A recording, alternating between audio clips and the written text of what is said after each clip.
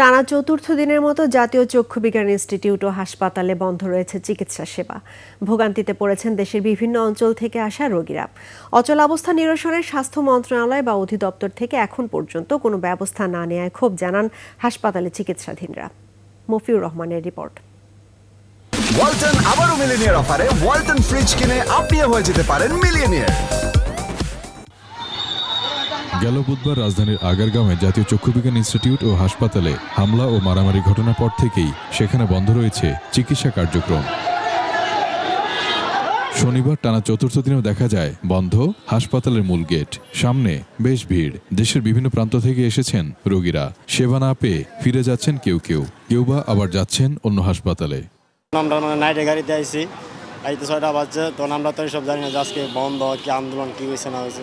আজকে অপারেশন করার ডেট আছিল। আমার এই চোখের যে অবস্থা, আমার ডাক্তার না দেখালে উপায় নাই। চোখে রক্ত জমে গেছে, তো আমার টেস্ট দিয়েছি, টেস্ট করতে কয়েকদিন ধরে ঘুরতেছি। হাসপাতালে নেই কোনো চিকিৎসক, নার্স বা কর্মচারী, খালি টিকিট কাউন্টার। ওষুধ দেওয়ার কাউন্টারও বন্ধ। বুধবারের ঘটনায় আতঙ্কিত হয়ে চিকিৎসাধীন অনেকে চলে গেলেও এখনো সীমাহীন দুর্ভোগ নিয়ে সেখানে ভর্তি রয়েছেন 20 থেকে 25 জন। আমার হাজবেন্ডের অপারেশন হয়েছে, এখন ওখানে উনি 2 দিনের ওষুধ দিচ্ছে, ঠিক আছে। এখন ওষুধটা কতদিন চলবে, কি চলবো, ডরপটা কতদিন চলবো, ওইটা আমরা পাইতেছি না। আমার রেটিনা সমস্যা বাম চোখে। ডাক্তার বলছে যে হ্যাঁ আপনার চিকিৎসা হবে, কিন্তু আমরা থাকলাম এই আসার পর, কিন্তু আজও অন্তত কোনো চিকিৎসা পেলাম না। একই সাথে জুলাই গণ অভ্যুত্থানে আহতদের কেউ হাসপাতাল ছেড়ে যাননি। চিকিৎসক, নার্স না থাকলেও অবস্থান করছেন প্রায় 80 জন। হসপিটালে কোনো ট্রিটমেন্ট নাই কারো, সাধারণ জনগণেরও নাই, আমাদেরও নাই, তা আমরা পড়ে আছি আর কি।